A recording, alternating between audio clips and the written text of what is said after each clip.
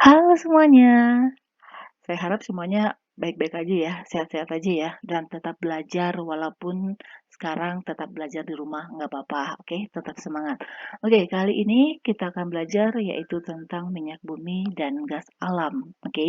Jadi teman-teman udah belajar yaitu tentang hidrokarbon, karena ini juga bagian hidrokarbon ya, yaitu alkana, alkena, dan alkuna. Oke, jadi kita bahas ini tentang minyak bumi dan gas alamnya. Oke.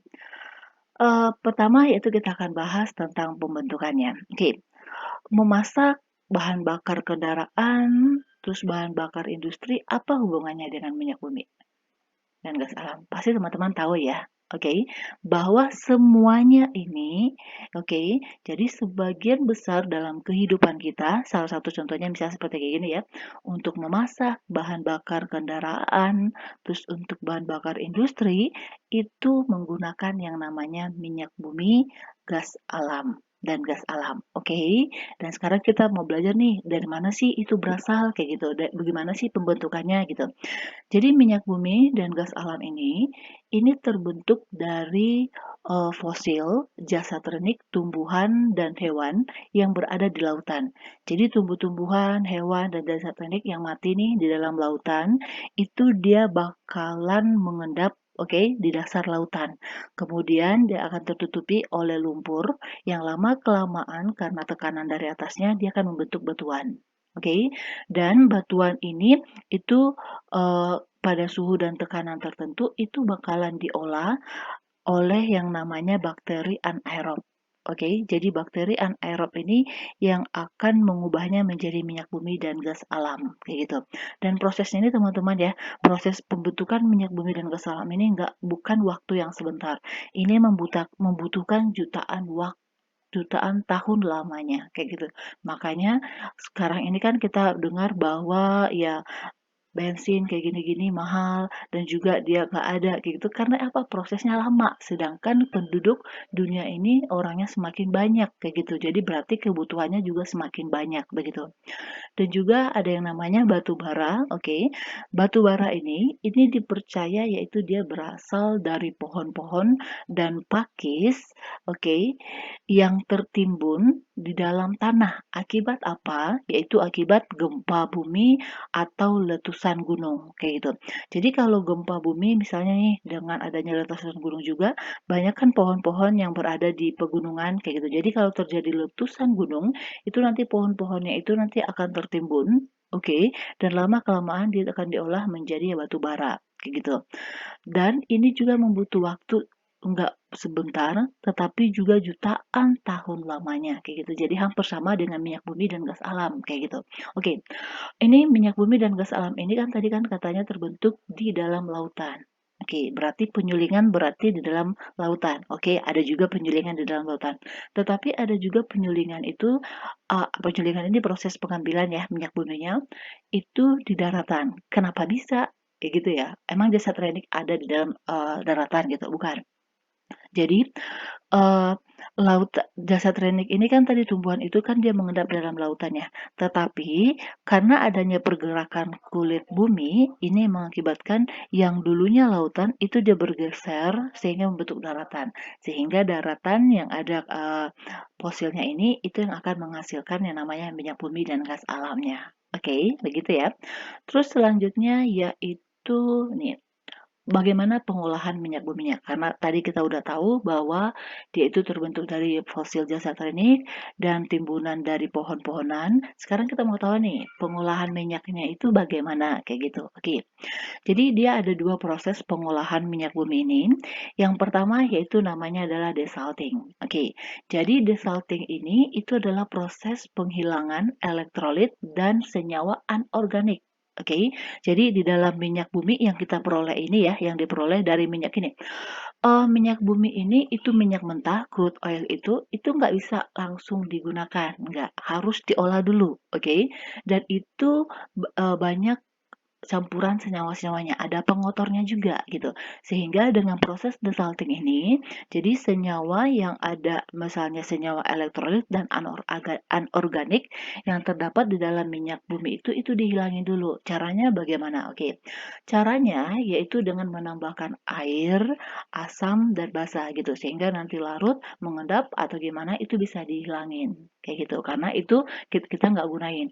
Nanti hasil pengendapannya atau hasil sisa sampingannya itu bisa diolah lagi dengan kebutuhan yang lain kayak gitu. Jadi proses yang pertama yaitu desalting ya, yaitu penghilangan senyawa elektrolit dan senyawa anorganiknya. Oke.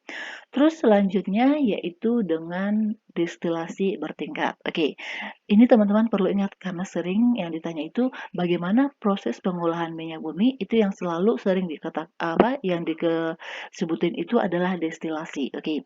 Jadi kalau destilasi ini itu adalah pemisahan kandungan minyak bumi. Karena kan kandungan minyak bumi banyak ya. Jadi pemisahan fraksi-fraksi atau bagian-bagian yang ada dalam minyak bumi itu berdasarkan perbedaan titik didih. Jadi kandungan-kandungan tadi itu dipisahkan berdasarkan perbedaan titik didihnya. Jadi teman-teman harus bisa ya. Jadi pengolahan minyak bumi dan gas alam ini itu dengan dua cara, yaitu dengan cara desalting dan dengan cara destilasi bertingkat. Jadi kalau perbedaan bertingkat ini gini, jadi fraksinya itu berdasarkan titik didihnya. Jadi semakin ke atas atau misalnya semakin dia suhunya semakin besar, titik didihnya semakin besar, itu dia semakin susah untuk menguap.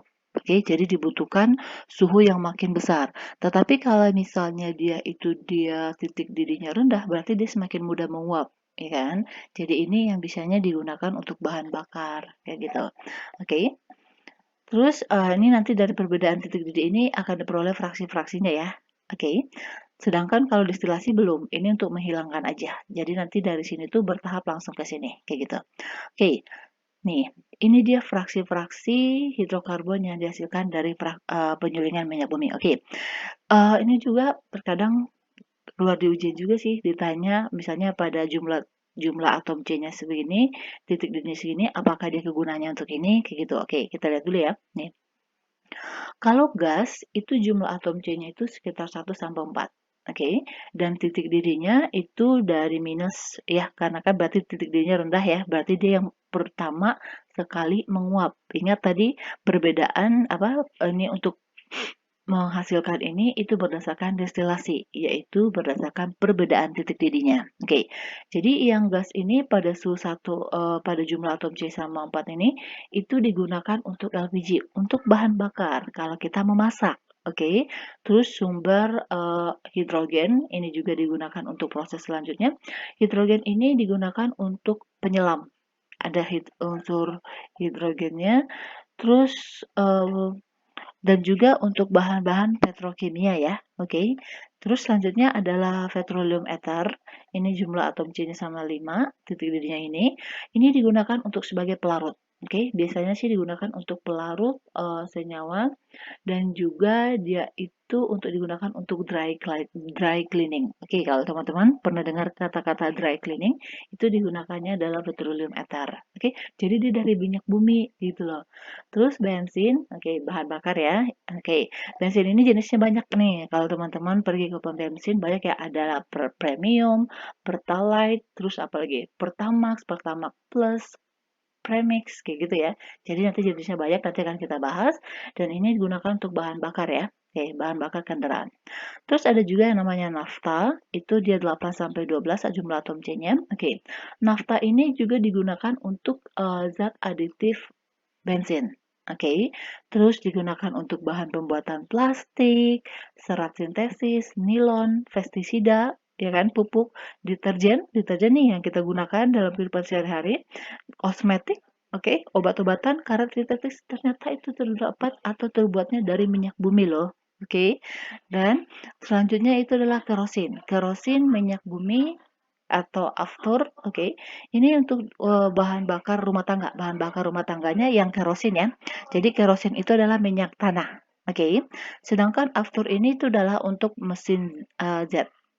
Jadi berarti minyak bumi juga. Solar dan minyak diesel itu untuk mesin yang dia diesel, oke, dan juga untuk industri. Kalau pelumas ya jelas ya untuk oli, ya kan. Sedangkan kalau parafin ini digunakan untuk lilin. Oke, terus untuk korek api juga ada, walaupun kita ketahui bahwa korek api itu ada unsur fosfornya, ya kan? Tapi ada juga dia kandungan dari minyak buminya. Dan juga ini ada seni pahat, itu juga digunakan dari parafinnya. Dan residunya, ini yang memiliki titik didih paling besar ya. Residu ini atau namanya bitumen, itu digunakan untuk aspal. Oke, jadi teman-teman perhati ini. Teman-teman kalau sering berkendaraan, perhatiin deh aspal itu dari minyak bumi loh teman-teman. Oke, jadi semua yang ada dari minyak bumi itu banyak banget yang kita gunakan dalam kehidupan sehari-hari. Coba bayangin kalau minyak buminya udah nggak dihasilin lagi, maksudnya lama dihasilnya. Yang ini semuanya kita peroleh dari mana? Kayak gitu. Jadi ada baiknya kita harus mengontrol diri kita untuk maksudnya menggunakan ini kayak gitu. Jadi hati-hati dalam penggunaannya, jangan terlalu boros karena kita perkembangan dunia ini pertumbuhannya semakin cepat gitu, penduduknya semakin cepat. Ada yang mobilnya banyak kayak gitu, berarti membutuhkan bahan bakar dong, ya kan? Terus selanjutnya nih yang kita bahas gini. Jadi ini kita bahas bensin ya karena bensin ini yang paling banyak digunakan, oke. Jadi bensin ini itu dia memiliki yang namanya nilai oktan. Oke, nilai oktan itu apa gitu. Jadi nilai oktan itu adalah nilai yang menunjukkan kualitas atau mutu suatu bensin, apakah dia bagus atau enggak. Terus kualitasnya untuk apa gitu. Jadi semakin bagus atau semakin baik atau semakin besar nilai oktannya suatu bensin, itu dia akan kualitasnya itu bagus sehingga dia bisa menjaga mesinnya itu nggak cepat rusak. Jadi efisiensinya itu dalam bekerja bensin ini dia nggak merusak mesin kendaraan kayak gitu. Oke, dan nilai oktan ini gini, bensin itu dia kandungannya banyak. Oke, tetapi senyawa yang digunakan untuk menentukan nilai oktannya ini adalah ada dua, yaitu normal heptana dan isooktana. Oke, teman-teman harus ingat ini ya, yaitu yang digunakan untuk menentukan bilangan oktan atau kualitas mutu suatu bensin itu adalah normal heptana dan isooktana. Oke, kalau normal heptana itu kan dia rantai lurus ya. Jadi rantai lurus itu dia memiliki nilai oktannya kalau untuk yang ini ya, dia 0. Sedangkan kalau nilai isooktananya itu adalah 100. Oke, bisa ya? Terus nih, nilai oktan ini kan mutunya. Terus apa yang mengakibatkan dia itu nggak bagus atau dia rendah gitu. Jadi gini, jadi ini berhubungan dengan yang namanya ketukan atau knocking. Oke, jadi knocking ini artinya itu adalah jadi pembakaran itu yang terjadi pada mesin itu dia terlalu dini sehingga pistonnya itu belum tepat berada pada posisinya, dia udah terjadi pembakaran kayak gitu.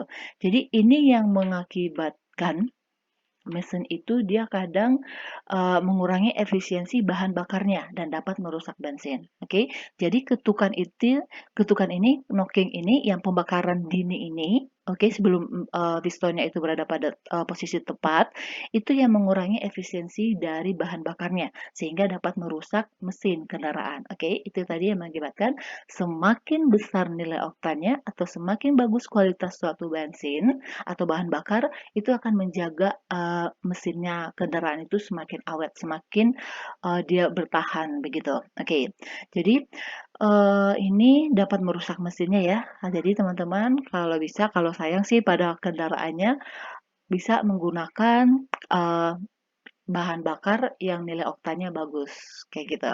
Oke, yang nilai oktannya besar, kayak gitu. Nilai oktannya itu nilainya besar. Oke, ini dia. Jadi kalau ketukannya semakin kecil, oke, knockingnya tadi ya, jadi semakin kecil nilai ketukannya, itu nilai oktannya semakin besar. Sehingga mutu bensinnya itu semakin baik. Oke, jadi ingat ya, jadi semakin kecil ketukannya atau knockingnya semakin kecil, berarti nilai oktannya itu semakin besar. Sehingga mutu suatu bensin itu dia semakin baik. Oke, ini dia. Ini jenis bensin yang ada ya. Mungkin udah ada tambahan yang lain, tapi ini yang paling sering digunakan. Ini perhatiin teman-teman ya. Premium itu dia nilai oktannya 88, Vitalite 90, Pertamax 92, Premium, Premix itu 93, Pertamax Plus 94, Super TT itu seperti T itu 98. Oke, hampir 100 ya. Oke. Jadi yang paling bagusnya ini nilai oktanya berarti seperti itu ya. Berarti dia memiliki mutunya itu semakin besar. Otomatis juga semakin mahal dong. Kayak gitu ya. Oke, jadi teman-teman bisa memilih nih yang mana yang bagus digunakan untuk kendaraannya. Oke. Selanjutnya nih, bensin ini, oke, itu pada dasarnya kalau yang diperoleh dari hasil penyulingan itu sebenarnya nilai oktannya itu rendah. Oke, jadi bensin yang diperoleh dari hasil penyulingan ini itu memiliki nilai oktan yang rendah. Oke, sehingga apa? Kalau dia kenapa dia nilai oktannya rendah gitu? Karena gini, jadi karena pada minyak bumi ini itu banyak terdapat alkana rantai lurus. Teman-teman tadi perhatikan ya, kandungan untuk menentukan bilangan oktannya itu adalah normal heptana dan iso-oktana. Normal heptana itu adalah rantai lurus. Oke, sehingga tadi nilai oktannya 0, ya kan? Sedangkan iso-oktana itu adalah rantai bercabang dengan strukturnya itu 2,2,4 trimetilpentana. Oke, jadi semakin dia bercabang berarti nilai oktannya itu dia semakin besar. Oke, jadi akibatnya ini karena nanti nilai oktannya rendah kita mau gunakan dalam kendaraan, otomatis nanti bakalan rusak mesinnya dong, kayak gitu kan. Jadi oleh sebab itu nih nilai oktannya itu diperbesar. Gitu. Caranya bagaimana? Kayak gitu. Jadi caranya untuk memperbesar nilai oktan ini yaitu dengan cara reforming. Oke, jadi reforming ini yaitu dengan menambahkan zat anti ketukan. Tadi kan ketukan itu ya yang mengakibatkan dia rendahnya nilai oktannya. Jadi di sini dikasih dengan cara reforming yaitu dengan penambahan anti ketukan, di mana reforming ini sendiri itu adalah mengubah alkana rantai lurus yang diperoleh dari penyulingan tadi itu dirubah menjadi alkana bercabang. Oke ya, tadi teman-teman ingat nih, tadi alkana rantai lurus itu yang paling banyak ditemukan di dalam minyak bumi hasil penyulingan. Jadi untuk memperbesar nilai oktannya ini, yaitu dilakukan dengan cara reforming, yaitu dengan menambah zat ketukan, di mana reforming ini adalah mengubah alkana rantai lurus itu menjadi alkana bercabang. Oke, jadi nih zat anti ketukan yang ditambahkan itu ada beberapa nih. Yang pertama yaitu TEL, tetraethyl lead. Oke, ya rumus kimianya ini. PB, lead-nya itu adalah timbal ya. Oke. Jadi tetraethyl lead ini yang ditambahkan untuk menaikkan nilai oktannya. Oke, yaitu nih. Jadi dengan penambahan 2 sampai 3 mili aja ke dalam satu galon bensin ya, itu dia dapat menaikkan 15 poin nilai oktannya.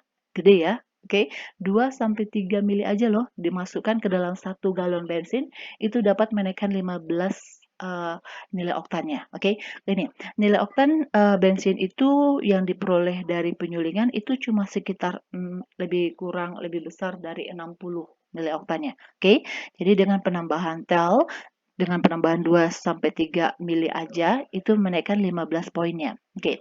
Tetapi ini dengan penambahan oksida ini, tel ini, itu mengakibatkan timbalnya itu dia melekat pada mesin. Oke, sehingga tidak bagus. Itu akan merusak mesinnya. Oke, jadi oleh sebab itu ditambahkan lagi yang namanya etilen bromida. Oke, jadi untuk menghilangkan oksida besi ini tadi yang menempel pada mesin itu ditambahkan yaitu etilen bromida. Oke, jadi etilen bromida ini itu ditambahkan yaitu PBBR.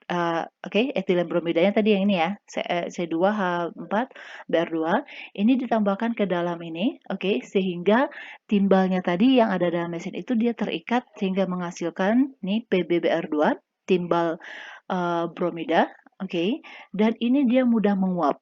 Oke, jadi timbal bromida ini dia menguap. Oke, jadi ini dia, ini bahayanya. Jadi karena dia PBR2-nya itu mudah menguap, ya kan? Jadi dia keluar bersama asap kendaraan, kayak gitu.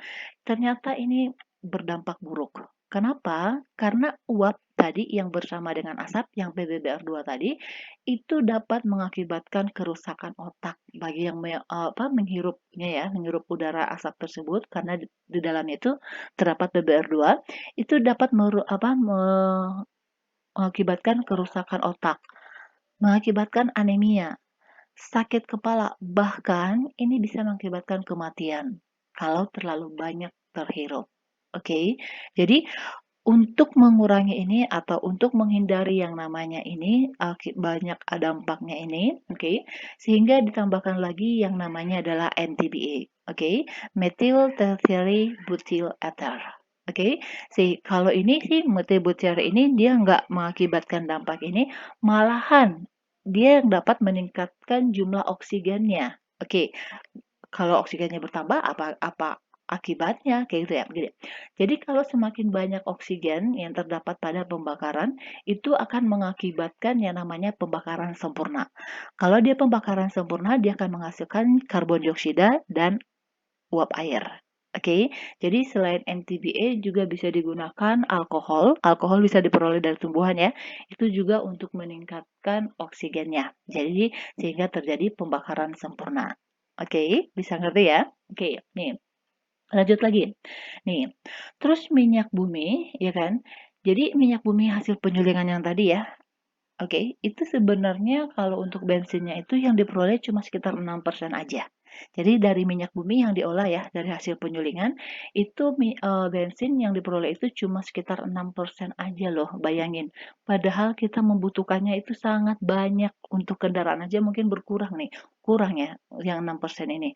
Oke, jadi untuk mengurangi itu atau untuk mengatasi itu, oke, yaitu fraksi fraksi berat tadi yaitu seperti kerosin, terus ada fraksi berat yang lain itu yang diolah menjadi bensin. Caranya gimana? Oke, nih. Caranya yaitu dengan cara cracking atau perengkahan.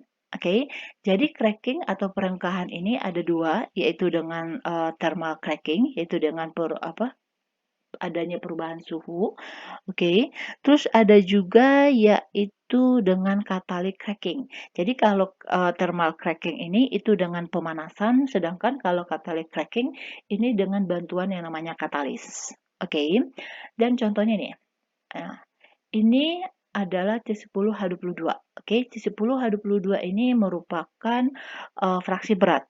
Oke, sedangkan kalau bensin itu rumus kimianya C8H18 loh. Oke, jadi cracking ini di cracking, di perengkahan atau gimana ya?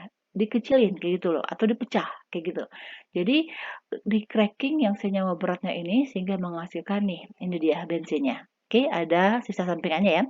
Jadi dengan cara seperti ini setelah di cracking baru dilakukan blending. Oke, jadi blending ini yaitu bensin yang dihasilkan dari cracking yaitu yang ini tadi itu dia dicampur dengan bensin hasil penyulingan. Oke, itu untuk menaikkan bilangan oktannya. Oke, jadi teman-teman bisa ngerti ya gimana cara prosesnya. Tadi ada proses yang namanya cracking lah, oke. Jadi dia di-cracking dulu, dipecah supaya dia membentuk bensin, karena kan bensinnya itu diperlukan cuma sekitar 6% ya. Terus di-blending, dicampur dengan bensin dari hasil penyulingan. Oke, teman-teman bisa ngerti ya proses bagaimana minyak bumi itu terbentuk. Oke, demikian dulu pembahasan kita tentang minyak bumi dan gas alam. Oke, teman-teman jangan lupa please share dan subscribe ya. Dan tetap semangat nih belajarnya di rumah. Oke, dan jangan lupa please share dan subscribe bagikan sama teman-teman yang lainnya. Mana tahu mereka juga membutuhkannya. Dan demikian dulu, terima kasih.